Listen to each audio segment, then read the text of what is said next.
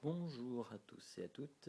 Voilà, en fait je fais une petite vidéo présentation de mes consoles, ce que j'ai réussi à acquérir en l'espace de environ 1 à 2 ans et ce que j'ai gardé depuis que je suis tout petit.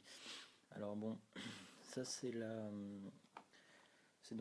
Sportmaster SD050F qui est une console de 1977. Bon, en fait, je crois que c'est la console la plus vieille que j'ai chez moi. C'est une Pong simple avec possibilité de rentrer des piles. Bon, je vous enlève pas le cache parce que c'est un peu emmerdant. Mais c'est une console assez simple, assez ludique, avec juste deux barres de Pong qui passent les unes devant les autres. Bon, voilà la très connue, la Atari 2600. Très connue parce que très achetée à son époque. Et cette console, en fait, elle a eu un grand succès commercial dans ces années. Elle est sortie la même année que la Sportmaster, c'est-à-dire qu'elle est sortie en 77. Et elle a eu une assez longue durée de vie parce que les gens y jouaient encore assez récemment dans les années 91. Donc c'est une console qui a eu une bonne durée de vie, une assez bonne console avec un bon répertoire de jeux. Bon, bien sûr, il fallait avoir de l'imagination parce que les jeux étaient un peu, de nos jours, un peu dégueulasses. Mais voilà, quoi, c'est une console simple, une console assez cool. Bah, quitte à rester chez Nintendo, je vais faire toute la série. Alors là, bon, voilà la Super Nintendo, qui est une console qui est une 16 bits, donc qui est arrivée juste après la NES. C'est une bonne console, hein. Il y a eu un très bon catalogue de jeux aussi. Elle a été commercialisée, elle, un peu beaucoup plus tard, dans les années, ben, il me semble que c'était en 92 qu'elle est sortie, l'année de ma naissance. Et moi je l'ai eu un peu plus tard, parce que mes parents n'avaient pas spécialement envie de m'acheter cette console, alors que la NES je l'ai eu depuis le début. Donc j'y ai beaucoup moins joué et je connais un peu moins bien les répertoires de jeux, mais il reste des gros classiques comme Donkey Kong par exemple, Donkey Kong Country qui reste un super jeu, F-Zero que j'ai, des Air Force Gym et enfin, si vous voulez des noms de jeux, je peux vous en donner. Parce que j'ai un bon catalogue de jeux dessus, on m'en a donné énormément.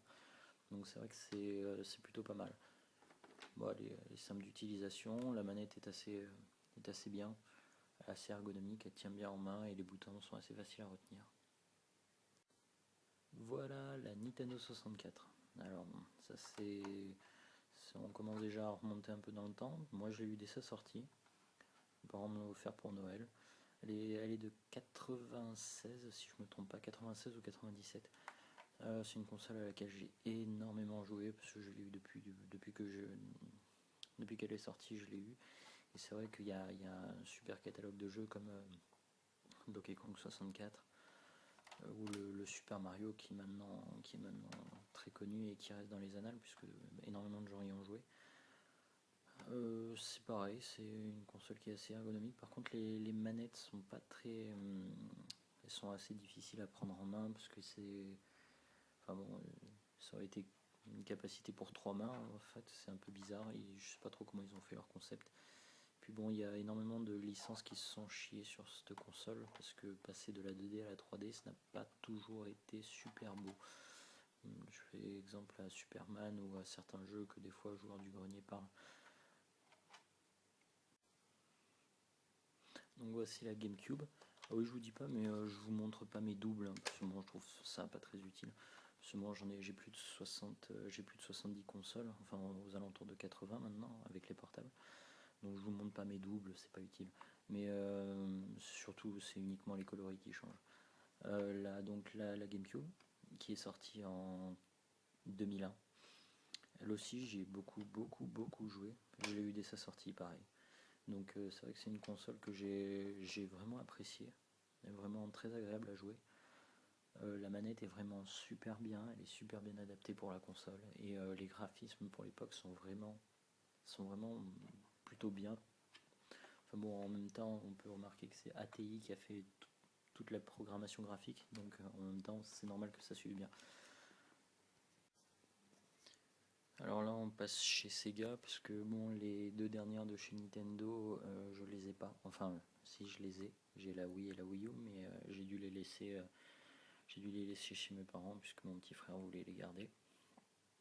Donc bon, on va enchaîner chez Sega. Alors Sega, alors la Master System, simple, c'est la toute première version. Enfin, sachant que Sega avait déjà sorti des consoles avant, mais j'ai pas réussi à m'en procurer parce que c'était assez difficile à les trouver. Alors celle-là, c'est celle qui est sortie donc en 1987, je crois que je me trompe pas.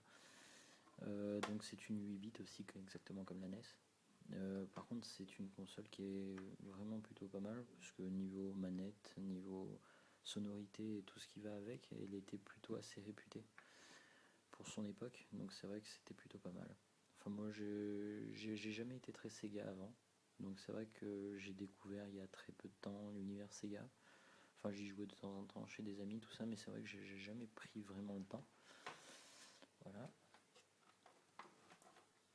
Et là, voilà, la Master System 2, donc qui est juste après, elle a exactement les mêmes caractéristiques, sauf qu'elle est plus compacte.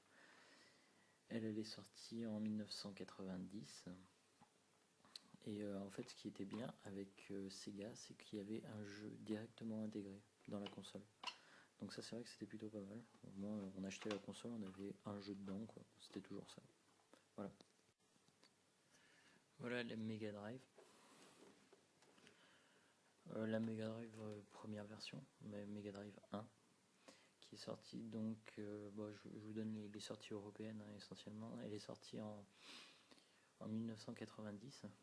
Ça a été, il me semble qu'elle est sortie avant la Super NES, donc ça a été la première console 16 bits sur le marché. Donc une bonne console aussi. Enfin bon, bien que souvent critiqué pour son son assez défectueux, parce que les sons de la Mega Drive apparemment n'étaient pas assez correctibles. Alors je vais vous montrer aussi la Mega Drive 2 que j'ai pas pu démonter parce que elle est un peu chiante. Voilà, elle est là. Voilà la Mega Drive 2 avec son adaptateur Mega CD. J'y ai pas vraiment joué à la Mega Drive, donc je peux pas vraiment. Ça doit être la console sur laquelle j'ai le moins de jeux. Et d'ailleurs, sur le Mega CD, je n'ai que Sonic CD comme jeu, donc je peux pas vous en parler énormément. Sauf que c'est une console plutôt fun en fait. Enfin, moi je joue essentiellement à Sonic CD. C'est vrai qu'au niveau du Mega CD, il y avait vraiment un côté pratique, c'était qu'il y avait des super BO sur la console. Donc voilà. Dans la suite logique des choses, voilà la Saturn. C'est grosse. Elle est arrivée sur le marché presque en même temps que la Nintendo 64. Et elle aussi, en fait, comme la PlayStation à son époque, oui, c'est ça. Elle a le lecteur CD, en fait, avec voilà, un lecteur CD basique. C'est une console qui a fait un énorme flop. D'ailleurs, moi, j'en ai dans mon enfance quasiment pas entendu parler. Donc, c'est pas une console que je peux vraiment élogier, quoi, parce que vraiment, enfin, j'ai quelques jeux dessus, je l'ai essayé. D'ailleurs, j'ai acheté le jeu de joueur du grenier qui est Virtual Lead, et c'est vrai que bon, c'est vraiment de la merde. Donc, enfin voilà, quoi. Moi, c'est une console que j'ai pas spécialement très appréciée. Peut-être que après avoir acheté plus de jeux, je pourrais vous en parler un peu plus. Voilà. Voilà donc la Dreamcast. Alors qui est une console qui est plutôt bien réputée dans son milieu. D'ailleurs il y a Soul Calibur dedans. Il y a énormément de gamers qui aiment cette console et je les comprends parce que c'est vrai qu'elle est vraiment bien. Elle a un bon système d'exploitation, par contre c'est vrai que moi je trouve qu'elle était un peu en avance sur son temps pour l'époque. Parce que enfin, c'est vrai qu'elle est très compacte, elle est assez esthétique. Mais en avance sur son temps, je pense c'est ce qui a fait son flop en fait. Le problème de Sega c'est ça, c'est qu'ils ont fait énormément de flops avec leur console, c'est ce qui leur a coûté assez cher. Et d'ailleurs on peut remarquer On peut remarquer, comme je disais, que le système d'exploitation a été fait par Windows CE. D'ailleurs, après cette défaite de Sega qu'ils ne s'en relèveront plus. Et Xbox ayant fait le système d'exploitation pour Dreamcast se lance dans la course à la console de jeu avec la Xbox, mais j'en parlerai après. Donc voilà la PlayStation. PlayStation qui est sortie donc en 95, si mes souvenirs sont bons. Moi je l'ai eu tout petit en fait, parce que voilà, si vous voulez, mes parents étaient divorcés et en fait chez ma mère j'avais droit à Nintendo, donc j'ai eu toute la série Nintendo, et chez mon père j'ai eu toute la série PlayStation, sachant que j'avais laissé de côté la série Sega. PlayStation, j'y ai énormément joué, il y a un catalogue de jeux énorme et vraiment c'est une super bonne console. Pour son époque, vraiment super bien, elle est fluide. Bon, les changements sont un peu longs, mais ça c'était le problème de toute console de l'époque. Et vraiment après c'était une bonne console et ça a marqué l'arrivée de la manette DualShock qui est toujours utilisée chez PlayStation, même sur la 3, et qui sera encore utilisée pour la 4 d'ailleurs. Et vraiment une super bonne console, vraiment ergonomique, petite et vraiment bien. Vraiment, je peux vous parler des catalogues de jeux si vous voulez. Vous pouvez me demander après, me poser des questions sur cette console parce que j'en connais plutôt pas mal. Voilà la PS2. Alors la PS2 c'est pareil, hein. Moi ça a été la deuxième console chez mon père, donc c'est vrai que c'était une console où j'ai énormément joué dessus. Vraiment, c'est vraiment une super bonne console, et d'ailleurs il m'arrive de temps en temps de me remettre quelques jeux comme Saint Andreas ou des jeux comme ça qui me font bien délirer parce que c'est des jeux bien délirants. Et vraiment les Tekken, tout ça. Je vous montre pas la Slim parce que c'est pas utile. Mais la PS2 qui est sortie donc en 2001 je crois. Vraiment une super console que j'apprécie énormément. Vraiment j'aime beaucoup cette console. Voilà la PlayStation 3. La PlayStation 3 qui est donc sortie en 2006 officiellement. Mais celle-ci, me semble-t-il qu'elle est sortie en 2009, il me semble. Enfin, c'est la PS Slim à 320 Go. Enfin, j'ai revendu mon ancienne qui était une PS Fat à 80 Go et bon, j'avais pas assez de place parce que j'achète énormément de jeux. Et oui, j'avais plus assez de place pour contenir tous mes jeux dedans, donc j'ai préféré la changer. Par contre, faites très attention en changeant vos consoles, faites bien le transfert de données. Parce que moi je ne l'ai pas fait et j'ai perdu toutes mes sauvegardes. En gros, je dois recommencer tous mes jeux. Bon, c'est un mal pour un bien, maintenant je peux stocker mes jeux en entier et je ne pense pas la changer avant un moment. Voilà. Alors ça c'est ma petite perle rare, c'est ma Neo Geo AES. Donc c'est une console qui est sortie en 1990. Je pense que les gens connaissent assez, parce qu'en fait c'est le système d'exploitation qu'il y a sur les bornes d'arcade. En fait c'est énormément, enfin elle s'appelle Neo Geo, mais la société qui fabrique cette console c'est SNK. Et en fait ils sont très réputés pour faire toutes les bornes d'arcade avec Sega. Bon, le jeu qui est dedans c'est Samurai Shodown. Je suis pas sûr qu'il y ait énormément de gens qui connaissent. Enfin, si vous avez déjà joué sur borne d'arcade, normalement vous devez resituer. La manette, je vais vous la montrer. C'est pas typique. En fait, on dirait que c'est vraiment un pad. Voilà la manette de la Neo Geo AES. Donc c'est un pavé. C'est un pavé avec 4 boutons. Un peu comme si on jouait sur une borne d'arcade en fait. Et moi j'apprécie pas mal cette console. Le problème c'est que c'est extrêmement cher. Dès qu'on doit acheter des accessoires, une manette c'est 90 € il me semble. Et tout ce qui est jeu, ça peut aller de 90 à plus de 500 € quand c'est en boîte avec les livrets, dont les Metal Slug et tous ces jeux-là. Je trouve ça dommage que ce soit aussi cher, mais bon, c'est vrai que c'est une console qui a été vendue à moins d'1 million d'exemplaires. Et c'est uniquement du japonais ou du US. Donc c'est vrai qu'en France on n'est pas bien loti, c'est que de l'import. Voilà. Voilà la Xbox, première version du nom. C'est une console qui a un super moteur d'exploitation pour son époque. Elle a déjà pour son époque, donc à l'époque où elle est sortie, c'était environ dans les années 2000, le début des années 2000. elle a déjà un système avec une mémoire de stockage directement sur le système. Donc ça, c'est vrai que c'était super bien pour l'époque, puisque bon, on était encore avec PlayStation et avec Nintendo sur des systèmes de carte mémoire.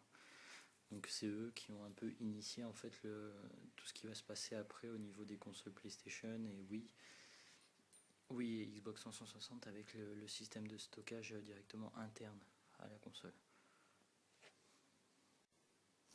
Ben voilà les Xbox 360 qui est sorti donc en 2005, la première version, et la version Slim, je ne sais plus du tout. Enfin bon, après moi j'ai plusieurs versions, j'ai la arcade, j'ai la Elite et j'ai celle-là, j'ai la Slim à 250 Go. Après la Elite est à 130 et ma arcade à 20 Go à peine, je crois. Bon, je m'en sers pas trop, enfin je me sers essentiellement de celle-ci puisque c'est elle qui a le plus de mémoire de stockage. Donc c'est une console qui est assez bien, elle est vraiment fluide, comme la PS3 d'ailleurs. Et moi je pencherais plutôt pour la PS3 que pour la Xbox. Après je sais que ça fait des débats. Mettez-moi en plein la gueule si vous voulez. D'ailleurs, je m'en fous. Moi, je suis plus PlayStation, je suis plus Sony. Mais bon, ça c'est mon petit côté Sony, parce que moi j'ai toujours été plus attaché à Sony depuis mon enfance, plutôt qu'à Microsoft. D'ailleurs, Microsoft qui n'est arrivé sur le marché que depuis la 6ème génération de consoles. Donc voilà. Après, j'ai pas énormément de choses à dire. Il y a vraiment des exclus sur cette console que j'adore, comme la série Gear of War, qui est vraiment une série que j'adore et que j'ai refait et que je joue en ligne encore d'ailleurs. Et il y aurait aussi de quoi vous parler. Ah oui, la série Left 4 Dead, que j'adore aussi, qui est vraiment géniale. Donc là voilà, on va commencer par le plus vieux. Le plus vieux donc c'est Donkey Kong, c'est une Game & Watch multiscreen. Voilà, bon, ça c'est des consoles qui sont sorties, c'est des consoles vraiment oldies parce que elles sont sorties il y a très longtemps. Celle-là, ouais, 1982. Pour celle-ci, bon, en fait, c'est un système simple, en fait, un système d'exploitation très très simple avec des glitches déjà formés sur l'écran et un personnage qui apparaît à un niveau assez facile à terminer. Ça nous prend facilement un quart d'heure et voilà. Alors la Game Boy, elle, moi je l'ai pas eu, parce qu'en fait elle est sortie en 1989 et moi à cette époque-là j'étais pas né parce que je suis de 92 et j'en ai pas bénéficié. Par contre je me souviens que mon cousin l'avait et que ça c'est le genre de console qu'on peut balancer facilement par la fenêtre et qui résiste super bien. Je l'ai en deux coloris, j'ai la grise normale et j'ai la transparente où on voit les composants à l'intérieur.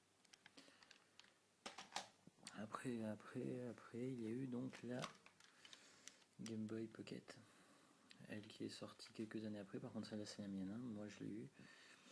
Elle a été commercialisée au début en 1989, donc elle a été commercialisée en même temps que la Nintendo Game Boy. Et en fait, c'est une console qui a exactement les mêmes attributs que la Game Boy, donc que celle-ci. Sauf que, à la différence de la Game Boy, c'est qu'elle est beaucoup plus compacte, donc beaucoup plus facile à transporter. Et celle-là, je peux vous dire que je lui ai mis des heures dans la tronche et elle marche encore. Le seul truc, c'est que j'ai pas le cache-pile. Bon, après les Game Boy Color, alors je vais pas toutes vous les montrer parce que j'en ai tellement. Bon, voilà, je vous montre la spéciale édition Pikachu, qui me manque le cache aussi. J'en ai deux de toute façon, donc c'est pas bien grave. J'en ai le deuxième qui est complète. Donc ça, les Game Boy Color, moi j'y ai énormément joué et c'est vraiment une console qui était super agréable avec déjà des attributs de la coloration qui est vraiment plutôt pas mal. Et c'est vrai que la plupart du temps les gens se souviennent de la Game Boy Color parce que c'est une console qui a vraiment super bien perduré, qui a réussi à bien marcher. Bon, elle est 98, hein, la Game Boy Color, c'est ça, 98. Donc moi j'ai un très bon souvenir de cette console. Après les Game Boy Advance, bon moi j'en ai que deux. Mais Game Boy Advance, moi j'y ai pas énormément joué parce que j'ai trouvé le catalogue de jeux assez pauvre. Alors que, enfin pour moi, hein, c'est pour moi, je ne veux pas offenser les gamers. Bon, c'est une console qui est sortie en 2001. Je l'ai eu dès sa sortie, mais j'ai pas vraiment accroché. Je sais pas trop pourquoi. Enfin, je jouais essentiellement à mes jeux de Game Boy, à mes jeux de Game Boy Color dessus. Et j'ai pas spécialement énormément accroché à la Advance. Mais bon, après, c'est chacun ses goûts. Donc bon, voilà la deuxième Advance. La Advance SP, qui est sortie juste après. Là, vraiment, l'avantage qu'il y a eu, c'est vraiment l'écran rétro-éclairé. Ça, c'était vraiment pour l'époque, c'était génial. Enfin bon, je dis pour l'époque, c'était génial, mais bon, le Sega avait déjà fait une console qui s'appelait la Game Gear, que je vous montrerai tout à l'heure, qui avait l'écran rétro-éclairé qui était sorti bien avant. Comme quoi, Sega, toujours un peu en avance sur leur temps. Alors après, qu'est-ce qu'on a eu? On a eu la micro, un Game Boy Micro. Moi, je l'ai acheté comme ça, un gamin, dans une brocante. Il me l'a vendu 5 euros. Le truc, c'est que cet enfoiré, il m'a pas vendu avec le chargeur, donc c'est vrai que je suis un peu emmerdé. Mais bon, c'est pas une console que j'affectionne spécialement. Je la trouve un peu trop petite, mais bon, après, c'est chacun ses goûts. On aime, on n'aime pas. Bon, ça, c'est vrai que le côté pratique, c'est qu'on peut la transporter partout. Donc, on enchaîne après sur Nintendo DS. Bon, celle-là, elle est en très mauvais état, mais elle marche encore. La DS donc, est sortie en 2004 avec son écran tactile. Moi, j'y ai pas spécialement énormément joué parce que à cette époque-là, je commençais déjà à me changer un peu au niveau de mon jeu. Et là, j'y suis retourné il y a peu de temps. J'y suis retourné parce que j'ai trouvé en fait un catalogue de jeux qui me correspondait, genre les Metroid et tout. Bon, celle-là, ouais, donc de 2004. Bon, j'en ai une deuxième qui est là. Bon, celle-là, elle a un gif, mais bon, c'était mon frère qui avait mis ça. Moi, j'aime pas trop. Après, donc, on a la Nintendo DS Lite. Bon, là, c'est pas une super avancée technologique, hein, c'est juste le truc lambda, genre, elle est un tout petit peu plus, elle est beaucoup plus fine et un peu plus spécifiée au niveau de l'écran. Et voilà, quoi. Sinon, il n'y a vraiment pas grand chose de nouveau, quoi. C'est plutôt une opération marketing que vraiment une évolution. Elle est sortie en 2006. 2006, c'est l'époque où sortaient les PS3 et de tout le reste. Tout, la Wii et tout ce qu'il y a avec. Donc après, il y a eu la 3DS qui est là, mais bon, ça je pense que c'est pas vraiment la peine de vous la présenter parce que ça tout le monde connaît, la 3DS, bon, qui est sortie il y a 2 ans maintenant, il me semble, ouais, elle est sortie en 2011 pour la 3DS. Bon, c'est une console qui est sympa. Moi, je me fais essentiellement Ocarina of Time dessus parce que je suis un gros fan de la série Zelda, donc voilà, c'est vrai que c'est plutôt une bonne console. Bon, après, c'est vrai que bon, ça n'égalera pas graphiquement à la PS Vita.